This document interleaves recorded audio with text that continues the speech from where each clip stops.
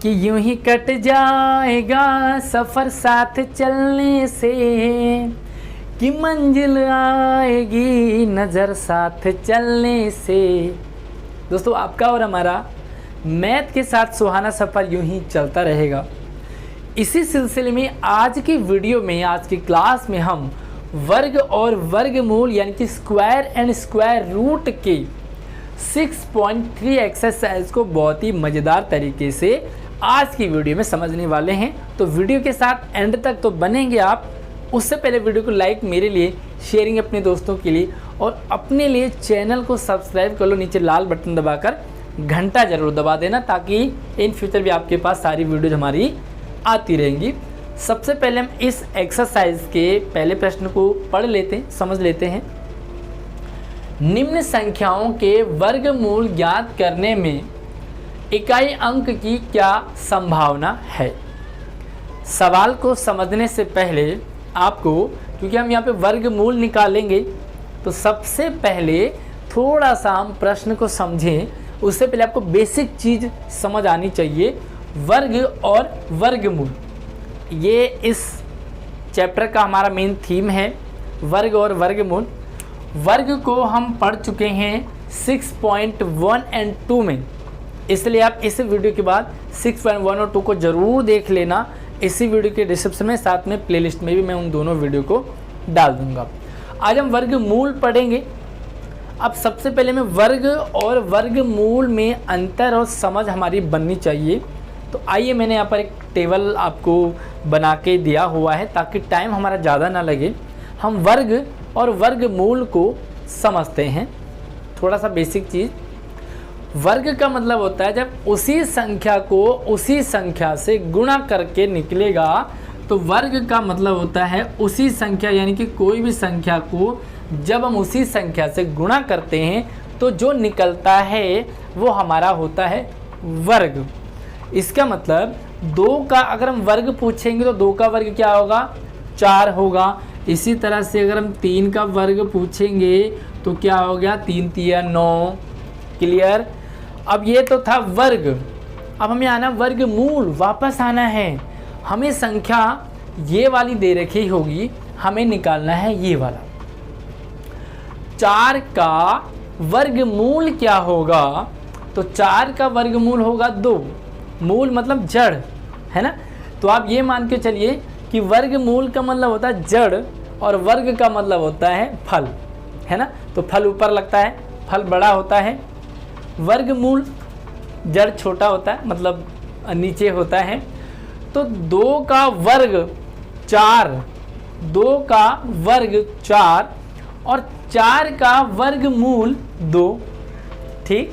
और एक समझ लेते हैं, 3 का वर्ग 9 होगा, तो 9 का वर्गमूल क्या होगा, 3। ठीक। इसी तरह से यहाँ पर हम एक चार्ट को समझ लेते हैं। ये देखिए, वर्ग का जो सिंबल होता है वो होता है 2 के सर पे ऐसे हम लगा देते हैं, उसके सर पे 2 रख देते हैं, तो ये हो गया वर्ग। और वर्गमूल का सिंबल होता है इस तरह से, तो हम 4 अंदर लिख कर के वर्गमूल का सिंबल ये होता है। यहाँ पे देख लो एक बार। अगर आपको ये वाला टेबल समझ में आ गया तो हम ये वाले सवाल को आसानी से कर लेंगे, चाहे कितने भी बड़े और ख़तरनाक सवाल होंगे आप समझ जाओगे। 1 का वर्गमूल क्या होगा, तो 1 का वर्गमूल होता है आपका 1। 4 का वर्गमूल होता है 2।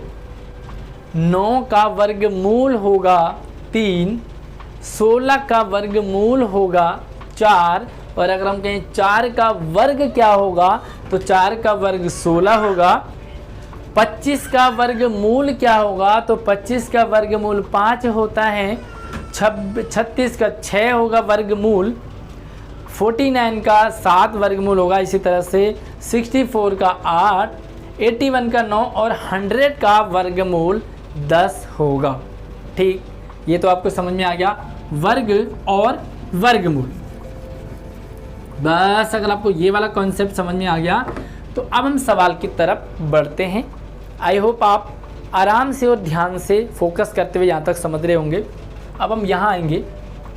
पूछा गया है कि निम्न संख्याओं के, ये जो संख्याएं दे रखी है, इनके वर्गमूल ज्ञात करने में, इसका अगर हम वर्गमूल निकालेंगे तो उस संख्या के इकाई अंक की क्या संभावना होगी।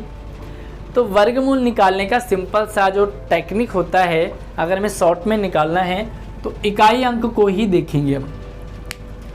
एक का अगर आप वर्गमूल निकालेंगे तो एक का वर्गमूल आपका क्या क्या आ सकता है, क्या क्या आ सकता है। एक का वर्गमूल एक आएगा ना, ठीक।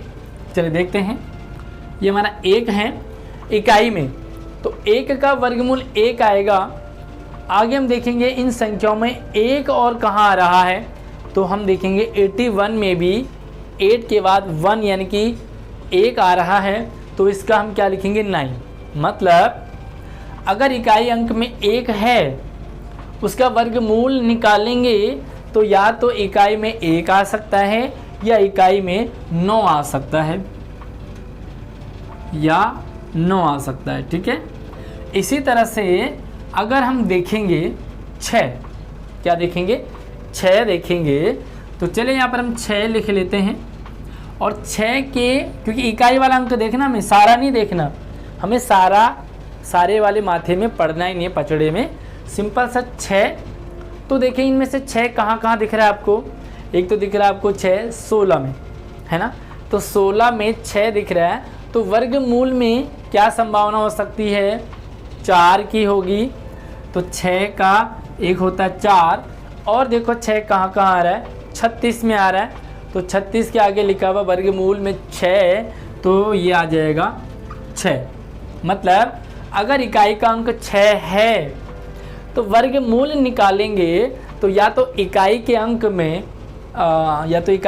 4 आएगा या 6 आएगा, इसके अलावा कुछ नहीं आ सकता। देखो इसमें 6 नहीं है, इसमें 6 नहीं है, इसमें भी 6 नहीं है, इसमें 6 नहीं है, इसमें 6 तो है लेकिन दहाई में है, इकाई में नहीं है, तो इकाई में 4 है, ठीक है। इसी तरह से आपको अगर हम 4 का ले लेते हैं, इसी में से यहाँ पे 4 दिया तो नहीं है, लेकिन अगर हम 4 का लें तो 4 देखो कहाँ कहाँ है, पहले 4 है, यस 4 में, तो 4 का वर्गमूल क्या आ सकता है 2, तो पहला ऑप्शन तो आपका आएगा 2। और दूसरा देख लेते हैं, तो दूसरा क्या आएगा भाई, सिंपल सी बात है, थोड़ा से नीचे कर लेते हैं, तब तक वीडियो को लाइक कर लो। और 4 कहाँ कहाँ है, या 64, तो 64 के आगे लिखा हुआ है 8, तो यहाँ पे हम लिख देंगे 8। मतलब ये संभावना है इनकी, अगर 9801 के वर्गमूल ज्ञात करके इकाई के अंक की संभावना होगी 1 और 9। अगर हम 6 की बात करें तो इस संख्या में देखो, ये संख्या चाहे कितनी बड़ी बड़ी बड़ी बड़ी बड़ी क्यों ना हो, हमें सिर्फ इकाई का अंक देखना है। कितनी बड़ी संख्या हो घबराना नहीं है, सिर्फ इकाई का अंक देखेंगे। 6 इकाई का अंक है, 6 में हमने देखा एक तो 4 आ रहा है और दूसरा 6 आ रहा है, तो अगर ये संख्या कितनी भी बड़ी क्यों ना हो, 4 या 6 ही अंक आने की संभावना है।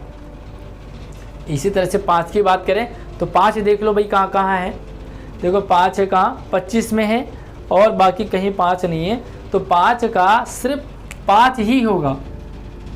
अगर हम 5 की बात करेंगे तो इसका 5 ही होगा, एक सिंगल 5, ठीक है। तो ये आपको समझ वाली बात है। अब हम इस सवाल को लिखेंगे कैसे, तो आइए पहले वो देख लेते हैं। तो लिखेंगे कैसे, लिखने का तो एग्ज़ाम में तरीका है, वो मैंने यहाँ पे लिख दिया है ताकि टाइम वेस्ट ना हो आपका। 9801 के वर्गमूल के इकाई अंक की, वर्गमूल के इकाई अंक की संभावना होगी 1 और 9, ठीक है। आपका इतना ही आंसर कंप्लीट होगा, सिर्फ समझ आपको आ जाना चाहिए। दूसरा देखो, इसका सिंपल सा एक ट्रिक होता है कि हमें 10 तक टोटल करना होता है। इन दोनों का जो एक शॉर्ट तरीका है, शॉर्ट ट्रिक है, इन दोनों अंकों का योग 10 होना चाहिए। 2-2 अंक आएंगे आपके, 2-2 अंकों में दोनों का टोटल 10 होना चाहिए। अगर हम इसकी बात करें, वैसे तो हमने निकाल दिया है, बट ये कभी एग्ज़ाम में अगर आपको एसएससी एग्ज़ाम में या कंपटीशन में आपको कहीं एग्ज़ाम में पूछा गया तो आप इस तरह से फटक से आंसर निकाल सकते हैं। देखिए 6 में तो यहाँ पे लिखेंगे सेम के वर्गमूल इकाई के अंक में संभावना है, तो पहला तो सेम अंक होगा, पहला सेम ही होगा। तो क्या है इसमें 6 और दूसरा है 10, दोनों का टोटल होना चाहिए। तो पहले 6 है तो दूसरा क्या होगा 4। तो ये बहुत आसान तरीका आपका निकालने का आ गया, ठीक है। अब तीसरा 1 है तो फिर से सेम आएगा, इसका ऊपर वाला है के वर्गमूल के स्थान पर यहाँ आएगा 1 और 9, क्योंकि दोनों का जोड़ जो है वो 10 होना चाहिए। अब यहाँ पर 5 आ गए हैं, तो देखिए अंक कितना बड़ा है ये सबसे पहले पढ़ना होगा। तो बड़ा मतलब बहुत बड़ी संख्या है, आपको बड़े के चक्कर में कंफ्यूज नहीं होना है। ट्रिक आपका सेम है, दोनों का टोटल 10 होना चाहिए। तो यहाँ पर आप लिखेंगे कि इकाई के अंक की संभावना क्या होगी 5 और 5 दोनों का टोटल 10 होना चाहिए ना।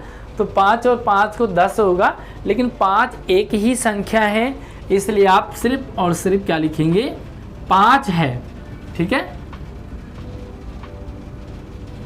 समझ आ गया, समझ आया।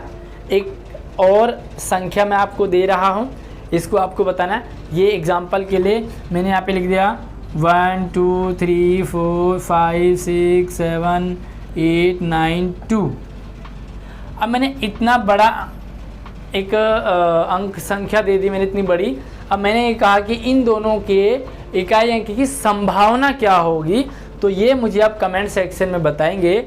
जैसे 1 का 1 और 9, इसी तरह से 6 का 6 और 4 दोनों का टोटल 10, 1 और 9 का दोनों का टोटल 10। 1 का पूछा है तो पहला अंक 1 ही होगा, दूसरा 10 से माइनस करेंगे तो 9। 6 का देखा तो पहली संख्या अंक तो 6 ही होगी, तो पहले हमारी 6 है और दूसरा 10 में से 6 को माइनस करेंगे तो 4, तो 6 और 4 10 हो गया। इसी तरह से 5 और 5, तो आपको इसका बताना है कितना होगा, ताकि मुझे समझ में आ जाएगा कि आपको ये वाला प्रश्न समझ आ गया है। चलिए अगले प्रश्न की तरफ बढ़ते हैं। चलिए अगला प्रश्न है, बहुत ही मज़ेदार है। सबसे पहले प्रश्न को समझें, उसके बाद हम इसके आंसर को सॉल्व करने की कोशिश करेंगे। बिना गणना के वह संख्या बताए जो वास्तव में पूर्ण वर्ग नहीं है। बिना गणना के आपको गिनती नहीं करनी है, और गिनती करने के चक्कर में अपना टाइम भी हमें ख़राब नहीं करना है। सिंपल सा तरीका है इस सवाल को सॉल्व करने का। पूर्ण वर्ग हमें पता करना है कि इन संख्याओं में ऐसी कौन सी संख्या है जो पूर्ण वर्ग नहीं है। तो पूर्ण वर्ग का मतलब होता है जो संख्या वर्ग में आती है। जैसे हमने यहाँ पर करा 2 × 2 = 4, तो 4 क्या है हमारा पूर्ण वर्ग है। 4 क्या है हमारा पूर्ण वर्ग है। इसी तरह से अगर हम बड़ा ले लें तो हमारे पास आएगा 4 × 4 = 16। तो ये 16 क्या है आपका पूर्ण वर्ग है। 16 का मतलब है कि जिस संख्या के अंत में 6 आएगा, जिस संख्या का इकाई अंक 6 होगा, वह पूर्ण वर्ग होगा, ठीक है। आगे देख लेते हैं, और भी 1-2 एग्जाम्पल ले लेते हैं। फॉर एग्जाम्पल के लिए हमने 8 लिया, 9 ले लिया हमने, तो यहाँ पे 9 का हम वर्ग करेंगे, स्क्वायर करेंगे तो 9 में 81, ठीक है। 9 में 81 होता है। इसका मतलब 81 तो पूर्ण वर्ग संख्या है, 81 तो पूर्ण वर्ग संख्या है, लेकिन जो एक है, जो एक अंक है, अगर किसी शब्द संख्या के अंत में 1 आ रहा हो तो वह पूर्ण वर्ग हो सकता है और नहीं भी हो सकता है, लेकिन चांस बनते हैं। अब हमारे पास कुछ ऐसे अंक हैं जो वर्ग के अंत में आते ही नहीं हैं, जैसे 2, 3, 7 और 8। ये मैंने 6.1 या 2 में कहीं आपको क्लियर किया था कि वो ऐसी संख्या अंक जो इकाई के अंक में हो तो पूर्ण वर्ग नहीं होता। ये संख्या जो है अगर अंत में तो पूर्ण वर्ग होगा ही नहीं। फॉर एग्जांपल के लिए हमने ले लिया 12, तो 12 किसी का वर्ग है ही नहीं, 12 किसी का वर्ग है ही नहीं। अगर हम ले लेंगे 22, सिर्फ 2 से लेते हैं तो 22 भी किसी का पूर्ण वर्ग नहीं है। इसी तरह से अगर हम 32 लें तो 32 भी पूर्ण वर्ग नहीं है, ना ही आपका 42 है, ना ही आपका 52 है, ना ही आपका 62 है। मतलब जिसके अंत में 2 आए वह पूर्ण वर्ग हो ही नहीं सकता। इसी तरह से अगर संख्या के अंत यानी कि इकाई का अंक 3 है तो भी वो वर्ग पूर्ण वर्ग नहीं होगा। फॉर एग्जांपल के लिए आपका यहाँ पर ना ही 13 पूर्ण वर्ग है, ना ही 23 है, ना ही 33 है, ना ही 43 है, ना ही 53 है, ना ही 63 है। और आप ऐसे अंक आप बढ़ाते जाओगे। अगर संख्या के अंत में 3 आ रहा हो तो वह पूर्ण वर्ग संख्या नहीं है। आंख बंद करके आपको इसका आंसर निकालना है। तो चलिए अब हम इस सवाल को देखते हैं। सबसे पहले आपको कॉन्सेप्ट समझना बहुत ज़रूरी है, और अगर आप कॉन्सेप्ट समझ गए, इन 3 अंकों को अगर आप समझ गए, 4 अंकों को, साथ में इसमें विषम शून्य भी होते हैं, तो आप कितना भी बड़ा या कितनी भी बड़ी कोई संख्या हो उसका आंसर निकाल सकते हैं। 2 है तो हमने ये लिया 3, 153, तो भैया 153 पूर्ण वर्ग है ही नहीं, यहाँ लिखा है ना पूर्ण वर्ग नहीं है, तो कौन सा नहीं है? 153 नहीं है। क्यों नहीं है? क्योंकि इसके अंत में 3 आ रहा है। ठीक, अब अगला देखेंगे 2, 5, 7 यानी कि 257, तो 257 भी पूर्ण वर्ग नहीं है। भैया क्यों नहीं है? कंफ्यूज नहीं होना है, समझ के चलोगे तो आपको अगला भी स्टेप जो है वो समझ आने वाला है। तो 257 क्यों नहीं? क्योंकि भैया 7 है ना, तो 7 अंत में वो भी नहीं आएगा। इसी तरह से 408 भी नहीं है, क्योंकि 8 भी इकाई के अंक में नहीं आना चाहिए। 8 हो गया, 18 हो गया, 28 हो गया, 38 हो गया, 58 हो गया, 108, 1008, मतलब 8 अंत में आना ही नहीं चाहिए। अब 441 क्या है भाई? 441 का क्या हो सकता है? देखो, एक तो आता है ना अंत में, एक तो अंत में आता है, लेकिन वो कभी आ भी सकता है, कभी नहीं भी आ सकता। जैसे एक तो आपका पूर्ण वर्ग है, लेकिन आपका 11 पूर्ण वर्ग नहीं है, जबकि इसके अंत में 1 आ रहा है ना। उसके बाद 21 आपका पूर्ण वर्ग नहीं है, 31 आपका पूर्ण वर्ग नहीं है, 41 भी नहीं है। सीधा आपका कितना होगा? 81, 9 9 81, तो आपका 81 पूर्ण वर्ग है, बट ये नहीं है। अब क्या समझ में आया आपको कि किसी संख्या के अंत में इकाई का अंक 1 हो तो वह पूर्ण वर्ग हो भी सकता है, पूर्ण वर्ग नहीं भी हो सकता।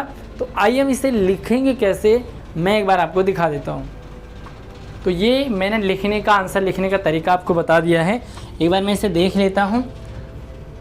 153 पूर्ण वर्ग संख्या नहीं है, क्योंकि इसके इकाई का अंक क्या है? 3 है। ठीक है, इसी तरह से 257 का लिखेंगे कि यह भी पूर्ण वर्ग संख्या नहीं है, क्योंकि इसके इकाई का अंक क्या है? 7 है। इसी तरह से 8 वाले को भी लिखेंगे, अंक चाहे कितना भी बड़ा हो, अंत में 8 आए, इसके आगे चाहे 4, 5, 6, 7, 8, 10, 12, 15 अंक क्यों ना हो, अंत में 8 है, तो आंसर आपका सेम ही आएगा। 441 में थोड़ा सा आपको अपना आंसर बदलना पड़ेगा। यहाँ पर आप लिखेंगे कि यह पूर्ण वर्ग संख्या हो भी सकती है और नहीं भी, क्योंकि इसके इकाई का अंक क्या है? 1 है। तो आई होप आपको ये वाला प्रश्न भी क्लियर हो गया होगा। अब हम अगले प्रश्न की तरफ बढ़ते हैं। अब अगला जो प्रश्न है वो आपके लिए, बार बार घटाने की विधि से 100 और 169 का वर्गमूल ज्ञात कीजिए। एक तरीका होता है बार बार घटाने की विधि, मतलब हमें किसी संख्या को में बार बार घटाना है कि उसका वर्गमूल निकल के आ जाए। अब सवाल ये आता है कि बार बार क्या घटाएं, है ना। बार बार घटाएं तो ठीक है, लेकिन घटाना क्या है कि हमें वर्गमूल निकल के आ जाए। तो मैंने यहाँ पर लिखा हुआ है एक मेथड होता है, एक ट्रिक होता है कि विषम संख्या का प्रयोग करते हैं घटाने में। विषम संख्या का पता मतलब आपको पता है कि 1, 3, 5, 7, 9, 11, 13 इस तरह से आगे बढ़ते जाएंगे। तो आपको तब तक घटाना है जब तक आंसर 0 ना आ जाए। तो चलिए देखते हैं एक बार। सबसे पहले 100 का ले लेते हैं। तो यहाँ पे हमने 100 में से क्या घटाया, 1 घटाया। सबसे पहले 1 घटाएंगे तो क्या आ जाएगा आपका यहाँ पर 99। अब हम फिर से 99, क्योंकि बार बार घटाना है आपको, बार बार घटाना है जब तक 0 ना आ जाए। तो अगला आपको इसमें से क्या घटाना है, आप 1 तो आपने घटा लिया, अब आपको 3 घटाना है। तो यहाँ से आपको 3 घटाएंगे तो क्या आ जाएगा आपको 96। अब यहाँ पे लिखेंगे 96, घटाएंगे क्या, 5 घटाएंगे। ठीक है, ध्यान से समझना है। अब आप 5 घटाएंगे तो आपका आ जाएगा 91। क्या आ जाएगा 91। इसी तरह से आप घटाते घटाते जाएंगे, 0 तक पहुँचेंगे। तो चलिए टाइम वेस्ट ना करते हुए मैं सीधा एक बार घटा देता हूँ। तो चलो जी, टाइम वेस्ट ना करते हुए मैंने यहाँ पे पूरा ही लिख दिया है। अब आप देखेंगे तो 100 में से 1 घटाएंगे 99 में 3 घटाएंगे। पहली बार देखो, पहली बार आपको 100 में से घटाना, जो संख्या दे रखी है उसमें से 1 घटाना है। 1 घटाने के बाद जो आंसर आएगा उसको आपको यहाँ लिखना है। उसके बाद 3 घटाना, देखो 1, 3, 5, 7, 9, 11, 13, 15, 17, 19। इस तरह से आपको विषम संख्याएं घटानी है, पहली बात। दूसरी बात, पहली बार फर्स्ट राउंड में उस संख्या को लिखना है जिसका आपको वर्गमूल निकालना है। उसके बाद जो यहाँ आंसर आ रहा है, इधर आ रहा है तो उसको यहाँ लिखेंगे। फिर यहाँ से जो आएगा इधर वाला, इसको इधर लिखेंगे, फिर इसको इधर लिखेंगे, फिर यहाँ जो आंसर आएगा इधर लिखेंगे। इस तरह से तब तक घटाएंगे जब तक 0 ना आ जाए।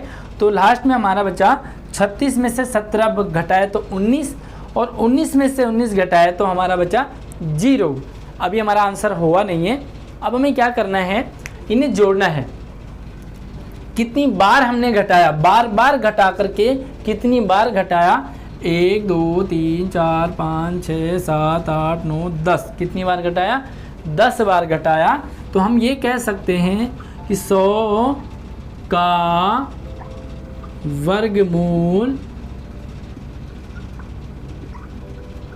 10 है।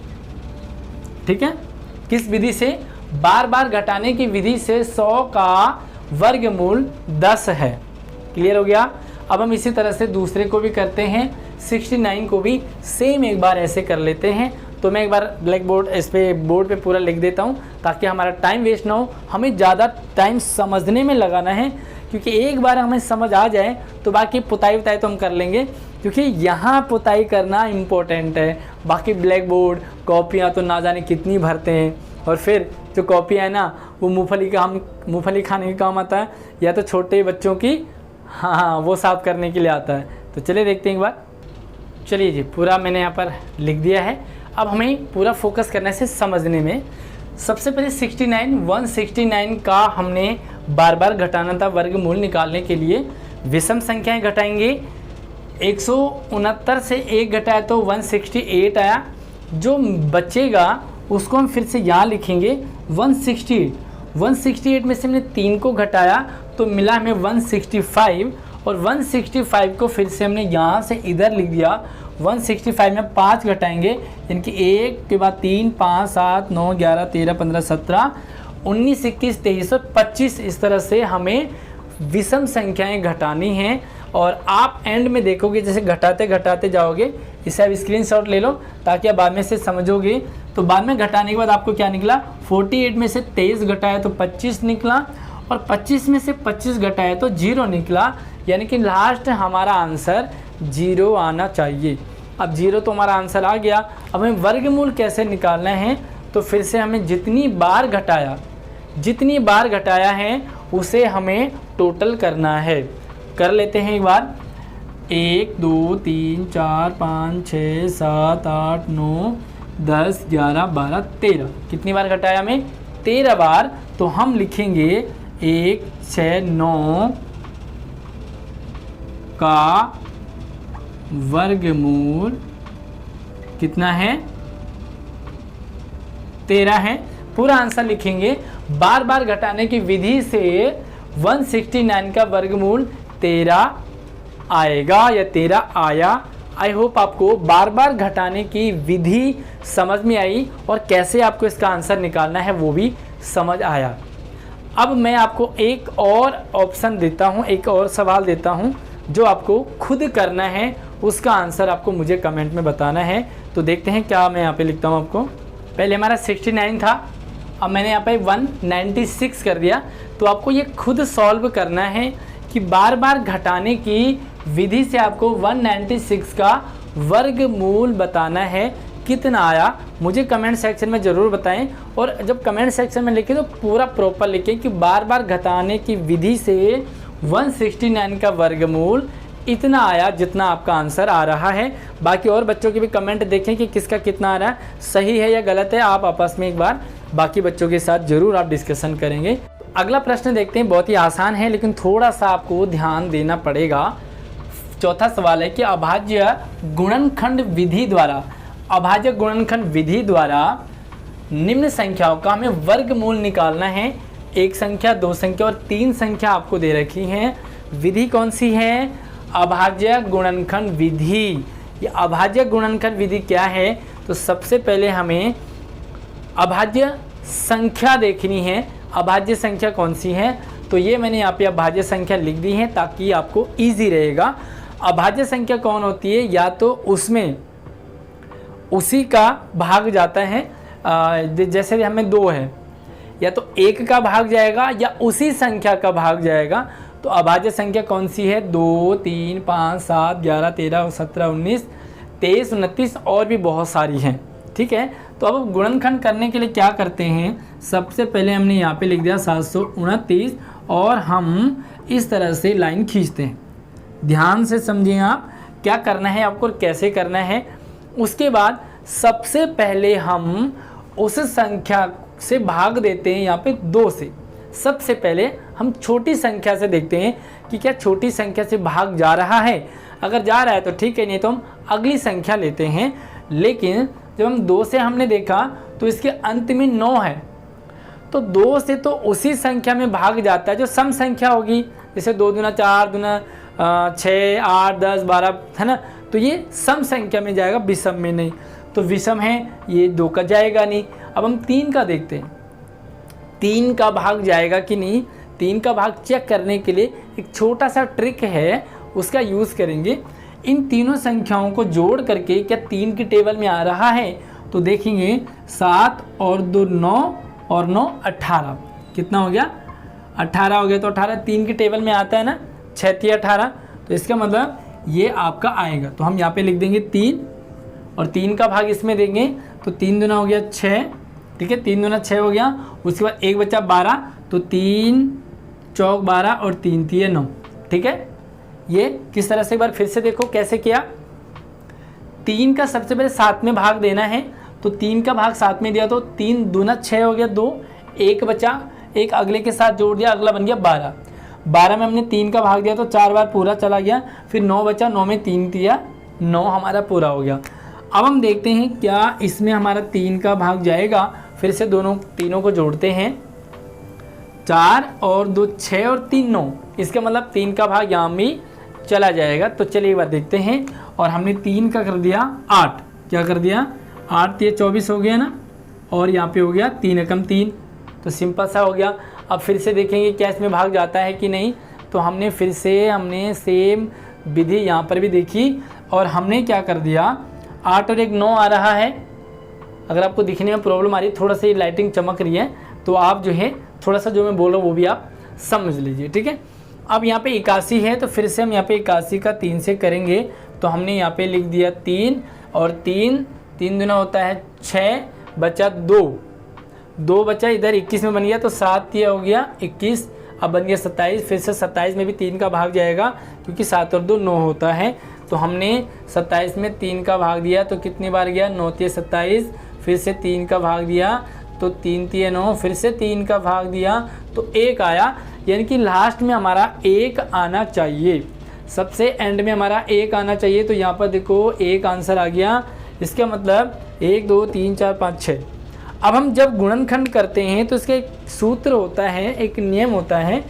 कि आपको इन में से जोड़ा लेना होता है, मतलब जोड़े जोड़े को आपको लेना है।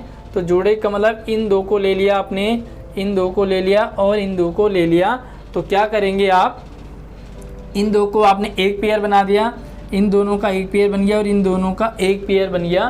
तो अब आप क्या करेंगे, यहाँ पर 729 का वर्गमूल अगर आप निकालेंगे तो कैसे निकालेंगे, एक हमने यहाँ पर लिख दिया 3, फिर से गुणा किया, दूसरा वाला ले लिया 3, फिर से गुणा किया, तीसरा वाला ले लिया 3 और इन तीनों का गुणा करेंगे हम तो कितना आएगा, 3 × 9 = 27 बराबर हो गया 27। इसका मतलब 729 का वर्गमूल 27 होगा, ये श्योर है। तो कैसे लिखेंगे, यहाँ पे आ जाओ आप, 729 का वर्गमूल बराबर हो गया 27, आपका निकल गया आंसर। ठीक है, तो बस इतना ही था। इसी तरह से आपको करना है दूसरे का। ये है हमारे पास 400।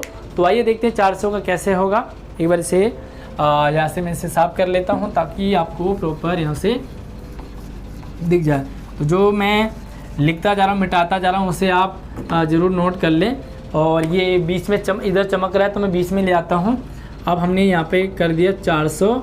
अब हम इसे करेंगे क्या, फिर से गुणनखंड करेंगे। 400 में सबसे पहले आपको 2 का देखना है, क्योंकि 2 का भाग जाएगा 0 0 है। तो 2 का आपने क्या कर दिया, 2 दूना 4 और इन दोनों 0 को वापस उतार दिया। ठीक है, एज इट इज 0 उतर जाएंगे। फिर से 2 का हमने यहाँ पे दिया तो 2 एकम 2, यहाँ आ गया 100। फिर से हमने यहाँ पे 2 का दिया तो 2 का कितनी बार गया, 50 बार। ठीक है, और फिर से हमने 2 का दिया तो कितना आया यहाँ पर, 25। ठीक है, 25 गया है। अब हम क्या करेंगे, क्योंकि 25 में 2 का भाग जाएगा नहीं, तो हमें किसका भाग देना है, क्या 3 का जाएगा, नहीं जाएगा। तो हमें 5 का देखेंगे तो 5 का चला जाना चाहिए। हमने यहाँ पे 5 लिखा तो 5 पंजे होता है 25 और फिर से हमने 5 लिखा तो यहाँ पे आ गया 1, यानी कि एंड में हमारे पास 1 आना चाहिए। फिर से हम जोड़े बनाते हैं। तो आइए देखते हैं किन किन का जोड़ा बनता है, किन किन का जोड़ा बन रहा है। थोड़ा सा इसे मैं ऊपर कर लेता हूँ, तब तक आप जो है वीडियो को लाइक करने में कंजूसी नहीं करनी है। अब आपने इन दोनों का जोड़ा बना दिया 2, इन दोनों का जोड़ा बना दिया 2 और इन दोनों का जोड़ा बनाया 5। ठीक, अब हमें 400 का वर्गमूल निकालना है। तो वर्गमूल का जो सिंबल होता है वो होता है आपका 400, ये होता है आपका वर्गमूल का सिंबल। बराबर क्या लिखेंगे, सबसे पहले यहाँ से 2 लिया, फिर यहाँ से 2 लिया, फिर यहाँ से 5 लिया, ये वाला 5, ये वाला 2, ये वाला 2। अब इन्हें जोड़ लेते हैं। 2 दूना हो गया 4 और 5 चौक 20, कितना हो गया, बराबर आ गया 20। तो अब आप लिख सकते हैं, आंसर लिखेंगे कि 400 का वर्गमूल बराबर हो गया 20 और ये निकल के आ गया आपका आंसर। मज़ा आया, बहुत सिंपल सा साधारण सा तरीका है। इसी तरह से आपको 4096 का भी आपको निकालना है और सारा का सारा अगर मैं ही निकालूंगा तो आपकी प्रैक्टिस हो नहीं पाएगी। इसलिए मेरी कोशिश होती है कि मैं सवाल जितना ही करूं उसी तरह से आप भी घर बैठे बैठे अपनी प्रैक्टिस करें। तो ये वाला मैं करूंगा नहीं, ये वाला आपको खुद करना है और मुझे कमेंट सेक्शन में ज़रूर बताना है। ये ध्यान रखें कि आप ये लिखें कि अभाज्य गुणनखंड विधि द्वारा 4096 का वर्गमूल निकलेगा बराबर। पूरा आंसर लिखेंगे कमेंट बॉक्स में, तभी मुझे समझ में आएगा कि आपका आंसर सही है या गलत है। बाकी दूसरे बच्चे भी आपस में एक दूसरे का आंसर चेक कर लें कि क्या दूसरे ने सही लिखा है, गलत लिखा है। सही लिखा है तो क्यों, गलत लिखा है तो क्यों। बाकी यस, वीडियो को लाइक करके शेयरिंग जरूर करो। इसका अगला पार्ट, क्योंकि बहुत लंबी वीडियो हो जाएगी, तो इसका अगला जो पार्ट है वो 5वें सवाल से आगे हम अगली वीडियो में करते हैं। इसी वीडियो के डिस्क्रिप्शन में आपको और भी जो दूसरी वीडियोज़ मिल जाएंगी चैप्टर की, आप उन्हें ज़रूर जाइए पढ़िए। आपको हमारी वीडियो कैसी लगती है, प्यारे प्यारे से कमेंट भी आप ज़रूर रखें। चैनल को सब्सक्राइब कर लो। जय हिंद।